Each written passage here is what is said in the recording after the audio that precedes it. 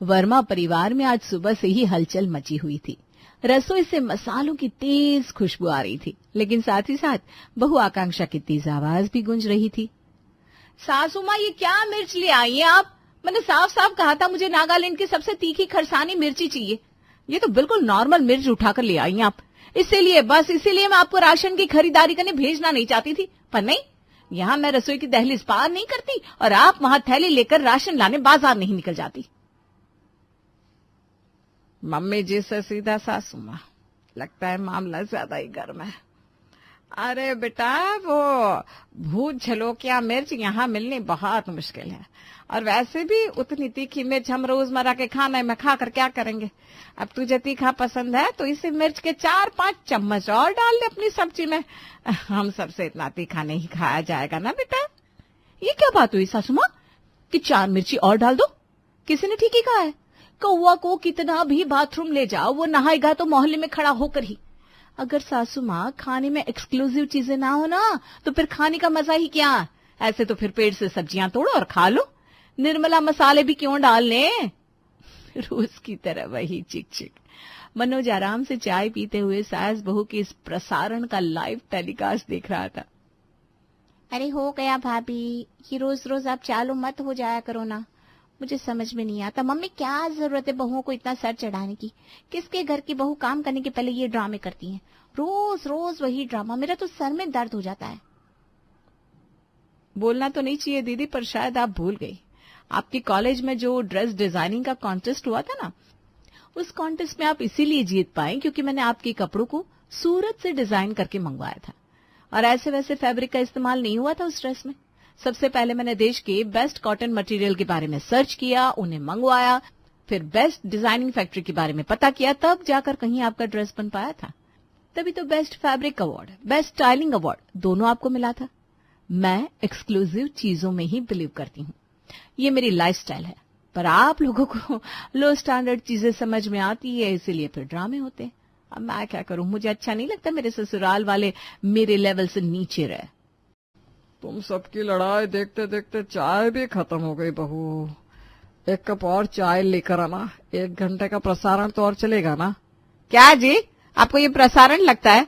आपको समझाना चाहिए ना बहू को, और आप एक इस बात को मजाक में ले लेते हैं। जा बहू, अपने ससुर जी के लिए चाय ले जा। ऐसे कैसे मम्मी, भाभी तो चाय भी कांगड़ा से मंगवाएगी। चाय तो कैंसिल पापा, अब भाभी बागान वाले को ऑर्डर देगी, फिर जाकर कहीं चाय पत्ती हमारे घर आ पाएगी और तब जाकर चाय बनेगी। तो चाय तो अभी आपको 4 दिन के बाद ही मिलेगी। तो क्या तब तक पानी से काम चलाऊं मैं? पानी भी वही पीना होगा ना पापा जो हिमालय की बर्फ पिघला कर आया हो। नॉर्मल पानी कहाँ पीने देगी भाभी आपको? क्यों भाभी कहिए, पानी भी फिर एक्सक्लूसिव ही पिलाइए सभी को। ठीक है, उड़ा लीजिए मजाक। सबको इतनी प्रॉब्लम है ना, तो नहीं करती बात, खाइए नॉर्मल खाना, मुझे क्या। और रोज की तरह आज भी ये डिस्कशन उसी जगह पर खत्म हो जाती है। आकांक्षा अपने कमरे में जाकर बैठ जाती है। वो पढ़ाई में बहुत तेज थी और शुरू से ही उसकी जीके ऐसी थी कि कौन सी सब्जी किस ऋतु में उगती है, किस इलाके में सबसे ज्यादा उगती है, इन सब से लेकर कौन सी सब्जी किस मिट्टी में होती है, ऐसे सारे सवालों का जवाब आकांक्षा को अच्छी तरह पता था। ऊपर से उसे आदत थी बेस्ट से बेस्ट चीजें चुनने की। समझ में नहीं आता, ऐसा भी नहीं है कि मेरे ससुराल वाले भूखे नंगे, अच्छा खासा पैसा है हमारे पास, फिर क्यों एवरेज लाइफ जीना। एक ही तो लाइफ है, अगर सब कुछ टेस्ट नहीं किया तो क्या जिया। पर मैं अगर मार्केट गई तो मुझसे पहले मम्मी जी मार्केट पहुंचकर खड़ी हो जाएंगी, और वो सास जो मुझे एक बार में 2 किलो आलू नहीं लेने देती, वो क्या ही मुझे महंगी सब्जियां खरीदने देंगी। ऑफलाइन नहीं तो ऑनलाइन मार्केट ट्राई करो। पर ये सारी क्वालिटी की चीजें हैं, ऑनलाइन मंगवाई तो भी क्या गारंटी के सामान सही से आएगा। वही रोज का खाना बिना किसी स्पेशलिटी की दुखी होकर आकांक्षा अपनी हाउस हेल्प के साथ मिलकर बनाती है और सबको परोसती है। बताओ बहू, कितना स्वाद है तुम्हारे खाने में। वाह भाई वाह, मजा आ गया। यह बेस्ट चीज के चक्कर में ना तो बेकार ही अपना दिमाग खपाती हो। टैलेंटेड तो वो इंसान होता है जो आसपास मिलने वाली आम सब्जियों और मसालों से कुछ तगड़ा बना दे। जी पापा जी, आप बिल्कुल ठीक कह रहे हैं। वो कहते हैं ना, खाली दिमाग शैतान का घर होता है। घर में झाड़ू पोछा बर्तन इवन खाने का भी आधे से ज्यादा काम करने के लिए काम वाली है ना, इसीलिए लगता है ज्यादा फ्री होने के कारण ये उलझुल आइडियाज आ रहे थे मेरे दिमाग में। पर अब मैंने सोच लिया है, मैं बर्तन वाली को हटा दूंगी और फ्री टाइम में बैठकर बर्तन खींचूंगी, फिर मेरा दिमाग कहीं नहीं जाएगा। और सुबह के लिए सॉरी मम्मी जी, और आपको भी सॉरी दीदी, आप तो जानती है मेरा दिमाग कैसा है। अरे भाभी, आप सॉरी क्यों बोल रही हैं? आपकी बातों को ऐसे भी हम दिल पर नहीं लेते। चलो अब सब क्लियर हो गया ना, वरना हिमाचल में भी मेरे दिमाग में यही सब चलता रहता। तू हिमाचल जा रहा है, तूने बताया भी नहीं? अरे हाँ मम्मी, वो मेरे एग्जाम का सेंटर हिमाचल पड़ा है ना। हिमाचल? ये तो बड़ा अच्छा मौका है आकांक्षा। तो फिर जिस सब्जी का एग्जाम है ना, उसकी बुक्स और कॉपीज मुझे दे दीजिए देवर जी, मैं ना उसकी पूजा कर दूंगी, फिर देखिएगा कैसे 1 नंबर एग्जाम जाता है आपका। जीतू अपने कुछ बुक्स और कॉपीज अपनी भाभी को देता है। आकांक्षा उसकी कॉपी के फ्रंट पेज पर लिखती है अपनी आकांक्षा। मेरा मतलब है अपनी ख्वाहिश। अगली सुबह जीतू अपनी भाभी के कमरे में आता है। आकांक्षा जीतू को दही चीनी खिलाते हुए कहती है, भगवान का आशीर्वाद है इन किताबों में, अच्छे से रखना इसे जीतू। तू तो मुझे अपनी बहन मानता है ना जीतू? हाँ भाभी, इसमें बोलने वाली क्या बात है। तो आज वो मौका है जब तू ये साबित कर सकता है कि तू सच में मेरी इज्जत करता है। इस कॉपी के पहले पन्ने पर मैंने कुछ लिखा है, वो चीजें ना तुझे हिमाचल से लानी है। मशरूम भाभी? अरे वहां पर सबसे बेस्ट क्वालिटी के मशरूम मिलते हैं, लेकर आएगा ना जीतू? अरे भाभी, आपने तो मुझे डरा ही दिया था, मुझे लगा कहीं आपने डायमंड का सेट वेट मांग लिया तो कहां से लाकर दूंगा मैं। जीतू हिमाचल चला जाता है और पूरे 1 हफ्ते के बाद वादे के मुताबिक अपनी भाभी के लिए बेस्ट क्वालिटी के मशरूम लेकर लौटता है, जिसे देखकर आकांक्षा की खुशी का तो ठिकाना नहीं रहता। और आज बनाती है आकांक्षा मशरूम मसाला। सारी तैयारी कर दी है मैंने भाभी, आप जल्दी से ग्रेवी बना दीजिए। आज तो इस प्रीमियम क्वालिटी से बने मशरूम मसाले को खाकर पूरे घर वाले मेरे दीवाने हो जाएंगे। आकांक्षा सभी को खाना परोसती है और मशरूम मसाला खाकर सभी आकांक्षा की तारीफों के पुल बांधना शुरू कर देते हैं। आहा, इतने अच्छे मशरूम तो पूरे सब्जी मार्केट में नहीं है बहू, कहाँ से मंगवाया तूने? 4 दिन पहले आप ही तो लेकर आई थी मम्मी जी, वही मशरूम है। ये सब आसपास की सब्जी का ही तो कमाल है। अब आकांक्षा को पता चल गया था कि उसे क्या करना है और कैसे करना है। दोपहर को रसोई में खड़ी इमली और आकांक्षा खाने की तैयारी कर रही थी, तभी गीता रसोई में आती है। एक काम करना बहू, कोई अच्छी सी सब्जी बना दे और साथ में ना 10-15 पूरियां तल दे। और क्या है ना, विमला की बहू तो घर पर है नहीं, कल उसे छत्तीसगढ़ के लिए निकलना है।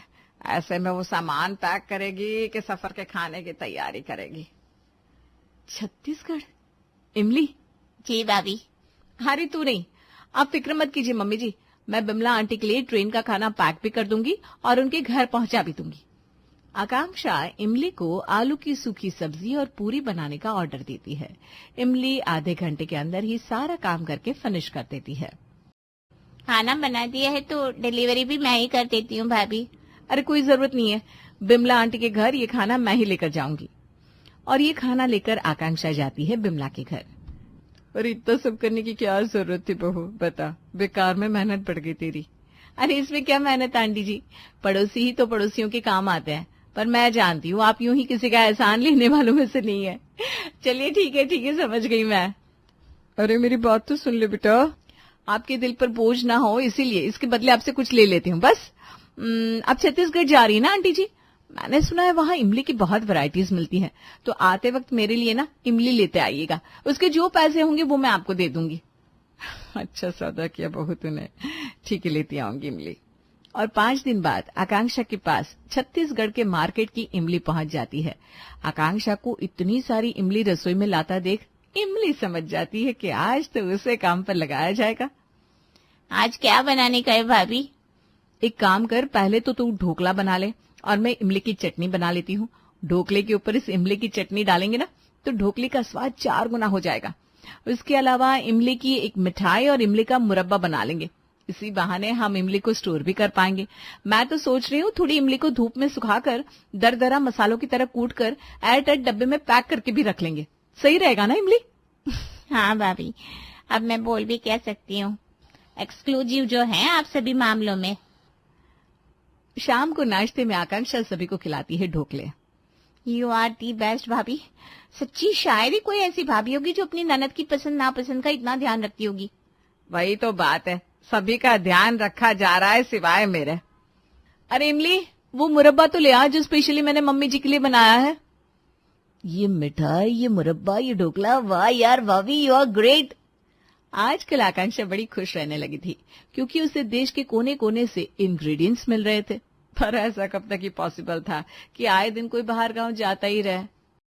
पूरे 15 दिन हो गए, न घर से कोई बाहर जा रहा है, न आसपास कोई बाहर जाने की बात कर रहा है। ऐसे में मैं कहां से अपने एक्सक्लूसिव इंग्रेडिएंट्स मंगवाऊं? अरे इमली, इधर आ तो। तेरा मायका नागपुर में है ना? आखिरी बार अपनी माँ से मिलने कब गई थी तू? 5 साल हो गए भाभी। जब से मेरे मर्द ने पीना शुरू किया है ना, तब से घर चलाने के लिए लोगों के घर खाना बना रही हूँ। ऐसे में कौन छुट्टी देगा मेरे को? और अगर मैं छुट्टी दे दूं तो? सिर्फ छुट्टी ही नहीं, नागपुर आने जाने का खर्च भी। हाँ, आप तो देवी निकली भाभी। पर इस देवी को प्रसाद भी तो चढ़ाना पड़ेगा, नागपुर के संतरे।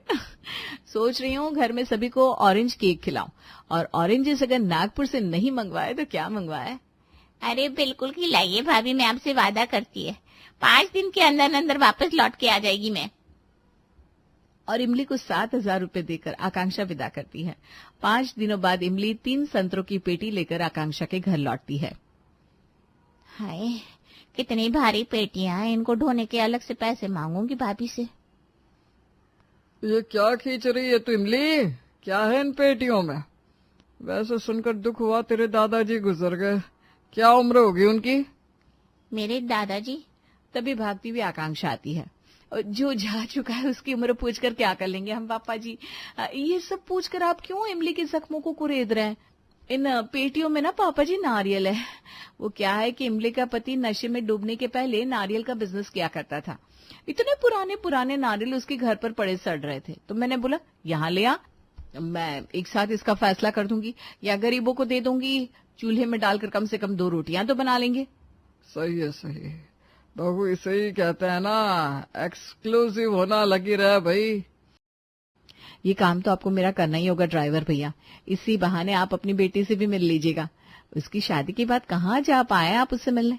अच्छा, ये पकड़िए 2,000 रुपये। अब बेटी के घर जाएंगे तो खाली हाथ थोड़ी ना जाएंगे, मिठाई का डब्बा साथ लेते जाइएगा।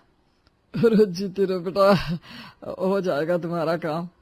और फिर से देश के किसी और कोने से कुछ और मंगवाने के लिए आकांक्षा घर के ड्राइवर को भेज देती है। इसी तरह आए दिन आकांक्षा कुछ न कुछ किसी न किसी से मंगवा रही थी, वो भी 4-5 गुना रेट पर वो पैसे आ कहां से रहे थे? कुछ समझ में नहीं आ रहा, महीने का बजट इतना बिगड़ कैसे सकता है? और ये 1 लाख रुपए मेरी अलमारी से गए तो गए कहाँ? मम्मी से पूछता हूँ, पर मम्मी तो मुझसे पूछे बिना अलमारी छूती नहीं। प्रेम अपने कमरे से बाहर आता है और सभी को इस बारे में पूछता है। देख रही हूँ बहू, इस घर में सारी बरकत मेरे ही कारण है, और यह मुझसे पूछ रहा है। मैंने छुए होते ना वो 1 लाख तो अब तक 10 लाख बन जाते। पिंकी से पूछ, कहीं अपने कॉलेज की किसी दोस्त को तो नहीं देकर आई? क्या मम्मी, तुम कुछ भी बोलती हो? मैंने नहीं लिए भैया पैसे। अभी 5,000 रुपए मेरे पास होते ना तो मैं गोवा निकल जाती। 1 लाख रुपए तो मैंने देखे भी नहीं है। घर के नौकरों से पूछताछ करो, इतने नौकर है घर पर, हर वक्त कमरे का दरवाजा खुला रहता है, कहीं किसी ने हाथ तो साफ नहीं किया। हे भगवान, ये सब क्या हो रहा है? कहीं मेरा भांडा ना फूट जाए। अरे छोड़ो ना प्रेम, बस 1 लाख की तो बात है, जाने दो। 1 लाख छोटा अमाउंट लगता है क्या तुम्हें आकांक्षा? एक बार कमाने निकलो तो समझ में आएगा, 10 रुपए की भी वैल्यू है। पानी पूरी वाले के पास तुम अगर 10 रुपया लेकर नहीं जाओगी ना तो वो तुम्हें पानी पूरी भी नहीं खिलाएगा, और मैं 1 लाख की बात कर रहा हूं। और ये इन्वेस्टिगेशन घूमते घूमते पहुंचती है इमली के पास। 5 दिन के लिए कहाँ गई थी इमली तू अचानक? इतने पैसे कहाँ से आ गए?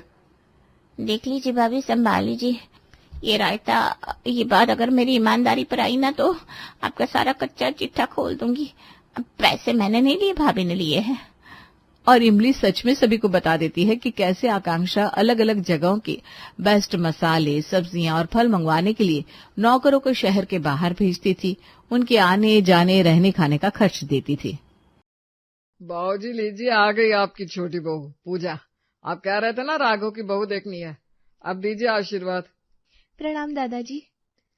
जीती रहो बहू, अब हम चैन से मर सकते हैं। अब हम छुटकी बहुरिया को देख लिया, अब कोई इच्छा नहीं। दादाजी को बहुओं से बड़ा ही लगाव रहा है सदैव ही। दादाजी, ये तो बहुत ही छुटकी है, अभी 25 साल की है। अरे तुम क्या बाबूजी को बता रही हो पूजा के बारे में? तुम नहीं जानती हो का? बाबूजी ने ही तो पसंद किया है पूजा को। क्या बात कर रही हो अम्मा? लेकिन कैसे? हमने तो दादाजी को इस कमरे के बाहर जाते भी नहीं देखा, फिर इसे कैसे पसंद कर लिया? हम जिस अस्पताल में काम करते थे वहीं दादाजी आते थे अपना चेकअप करवाने। बस वहीं 1-2 बार उनसे मुलाकात हो गई थी हमारी। लो, दादाजी ने तुम्हें 1-2 बार में ही पसंद कर लिया? कहा दादा, ऐसा क्या देख लिया पूजा में? हमने वो देख लिया जो कोई नहीं देख सकता। बाबूजी अब आप आराम कीजिए, ज्यादा बोलना आपके लिए सही नहीं है। लेकिन हम कुछ बताना चाहते। बाबूजी आप काहे जिद पकड़े बैठे हैं? आप आराम करिए ना। हमें लगता है हमें डॉक्टर को बुला लेना चाहिए, दादाजी की तबीयत ठीक नहीं लग रही। हाँ, डॉक्टर को ही बुला लेते हैं। मंगल यादव परिवार के सबसे बड़े मुखिया थे, लेकिन उनकी न सिर्फ घर में चलती थी, लेकिन उनकी काफी जान पहचान भी थी। उन्होंने यादव सिल्क फैक्ट्री और यादव टेक्सटाइल्स को अर्श से फलक तक पहुंचा दिया था। क्या हुआ बाबूजी को? हमें तो जैसी खबर मिली हम दौड़े चले आए बाबूजी को देखने। बाबूजी की तबीयत इस बार काफी खराब लग रही है, हमें नहीं लगता वो ज्यादा देर तक। अरे काहे ऐसा बोल रहे हो? अब उनकी उम्र भी तो हो चुकी है, इस मामले में कोई क्या ही कर सकता है अब। हाँ, बात तो सच है, एक दिन तो सबको जाना ही है। हम तो कहते हैं बाबूजी के हाथों से धान पुण्य भी हमें करवा देना चाहिए। हमने तो गाय का खाना भी निकाल दिया उनके नाम का। हम जरा मिलकर आते हैं बाबूजी से। हाँ, मिल लीजिए, न जाने कितना समय है उनके पास। जानकी जब तक अपने पिताजी से मिलने जाती तब तक मंगल यादव अपना शरीर त्याग चुके थे, लेकिन उनकी प्रसिद्धि इतनी थी कि उनकी अंतिम यात्रा में न जाने कितने लोग शामिल हुए थे। बड़ा ही दुख हुआ विनोद जी आपके पिताजी के बारे में सुनकर। इतना सज्जन आदमी हमने पहले कभी नहीं देखा। जी, अब होने को कौन टाल सकता है। लेकिन अब सब कुछ आप बेटों को ही संभालना होगा। आखिर उन्होंने इतना नाम और शोहरत कमाई है तो उसे आगे भी तो बढ़ाना है। जी, हम सब कोशिश करेंगे यही। मंगल यादव के जाने के बाद सबके मन में यही सवाल था कि अब घर की बागडोर कौन संभालेगा, किसके हाथ में होगी घर की जिम्मेदारी। वैसे तो बाबूजी के हम ही सबसे ज्यादा लाडले थे। वे हमेशा कहते थे कि कमल से समझदार इस घर में कोई नहीं है। अच्छा, ऐसा देखा जाए तो वो कोई भी काम हमसे बिना पूछे नहीं करते थे। बाबूजी की सबसे करीब तो हम ही थे, हमसे वो कोई भी बात नहीं छुपाते थे। ऐसे देखा जाए तो हम भी इसी घर का हिस्सा है। ऐसे तो जीजी बाबूजी बेटियों से ज्यादा बहुओं से प्यार करते थे। हमें लगता है कि हमें ही घर की सत्ता को संभालना चाहिए। बात तो बड़ी भाभी भी ठीक कह रही है, बहुओं को ही सत्ता मिलनी चाहिए। मैं भाभी के साथ हूँ। बहुएं तो फिर भी पीछे रह गई। आपको तो पता है दादाजी हमारे हाथ का ही खाना खाते थे और कहते थे अंजलि तू इस घर की रौनक है। आपको नहीं लगता कि हमें ही बनना चाहिए इस घर का अगला मुखिया? ऐसे तो कहते हैं दादा का अगला हकदार पोता ही होता है। आपको क्या लगता है हम तो पैदाइश ही मुखिया है? अरे सभी मुखिया तो नहीं बन सकते ना, अब फैसला कैसे होगा? बिहार में हो रहे चुनाव की सबसे बड़ी खबर, अभी तक रोड नहीं बने, पूरे नालों में देखे जा सकते हैं सांप और किए जा रहे वोट चोरी। क्या होगा बिहार के इलेक्शन का हाल? बिहार की इलेक्शन की बात सुनकर यादव परिवार में भी इलेक्शन की धूम सी मच गई। कौन होगा नया मुखिया? इस दौड़ में अब सभी अपना योगदान देने में लग गए और तय हुआ कि इस महीने के अंत में वोट्स लिए जाएंगे और बहुमत वाला सत्ताधारी ही घर की कुर्सी संभालेगा। अच्छा, हम ये कह रहे हैं कि आज से हमने घर में कुछ नौकर भी लगवा दिए हैं, और क्या है ना, काम ज्यादा रहता है तो वो लोग मदद कर देंगे। घर में नौकर काम के लिए नहीं बढ़ाए गए, इसलिए बढ़ाया गया है कि वक्त आने पर इन्हें वोट दे सके। वो हम सब समझते हैं। हम भी यही सोच रहे थे कि गार्डन में माली भी ठीक से काम नहीं कर पा रहा है, इसलिए 3-4 माली और रख लेते। क्या कहते हो भैया, सही किए ना? सही है। काम ज्यादा है तो काम करने के लिए लोग तो रखने ही पड़ेंगे। अच्छा बाबूजी, घर में जितने भी नौकर चाकर हैं, माली हैं, वर्कर्स हैं, सभी के वोट्स लिए जाएंगे ना? हाँ, तभी तो तय होगा कि कौन इस लायक है कि घर का मुखिया बन सकता है। अच्छा, तभी ससुर जी और ताया जी लोग इकट्ठा करने में लगे हुए हैं। फैक्ट्री में जो लोग काम करते हैं उनके परिवार भी तो हमारे साथ ही रहते हैं, सबका वोट लिया जाएगा। हाँ हाँ, सबका वोट लिया जाएगा और फिर उसके बाद ही घर का अगला मुखिया चुना जाएगा। अच्छा, तो हम अभी आते हैं फिर। अब इसके दिमाग में क्या खुराफाती चल रहा है? अंजलि को जैसे पता चला कि घर में सबका वोट लिया जाएगा तो वो निकल पड़ी वोट बटोरने के लिए। उसने घर में जितने भी लोग काम करते थे उनके लिए खाना बनाना शुरू कर दिया। अरे दीदी का है खाना बना रही है, हम बना देते हैं। अरे आप सब लोग सारा दिन मेहनत करते हैं, थोड़ा सा आराम कर लो, आज हम सबके लिए खाना बना देते हैं। आज अंजलि भाभी को क्या हो गया? वैसे तो रसोई में पैर तक नहीं रखती, आज हम सबके लिए खाना बना रही है। देखो सुषमा, अब तुझे तो पता है कि हम कितने नाजुक दिल के हैं। दादाजी के जाने के बाद किसी को तो इस घर को तुम लोगों को संभालना ही है। अब हमें कोई लालच नहीं है इस कुर्सी का, लेकिन हम चाहते हैं किसी जवाबदार व्यक्ति को ये काम सौंपा जाए। हाँ भाभी, बात तो आपकी सही है, लेकिन इस घर में ऐसा कौन है, आपको क्या लगता है? देख ना, तू ही ध्यान से देख, ऐसा कोई तो होगा जो लोगों की मदद करता हो, उनके लिए खाना बनाता हो, उनकी तकलीफ को समझता हो। सुषमा, ये ले तेरे बेटे की नई यूनिफॉर्म, अब उसे पुराने वाली मत पहनाना, ठीक है? मैंने 2-2 ला दी है उसके लिए, और ये कुछ किताबें और कॉपियां भी हैं, ये भी उसे दे देना। अरे भाभी, अब जब से इस घर में आए हो तब से वो खुशी से स्कूल जाने लगा है। क्योंकि अब उसे पढ़ाई समझ आने लगी है, इसलिए शाम को भेज देना उसे, मैं बाकी बच्चों के साथ उसे पढ़ा दूंगी। जी भाभी। अरे तू छोड़ इसे, तूने सोचा कि वो व्यक्ति कौन है जो सबकी मदद करता है, सबके लिए खाना बनाता है? अरे पूजा भाभी है ना, कितनी अच्छी है, सबकी मदद कर देती है, शाम को हम सबके बच्चों को पढ़ाती भी है। अरे वो 25 साल की लड़की है, अभी अभी आई है इस घर में, तू उसे छोड़। देख, तू हमें कितने वक्त से जानती है, तुझे नहीं लगता कि हमें ही घर की बागडोर संभालनी चाहिए? नहीं। क्या?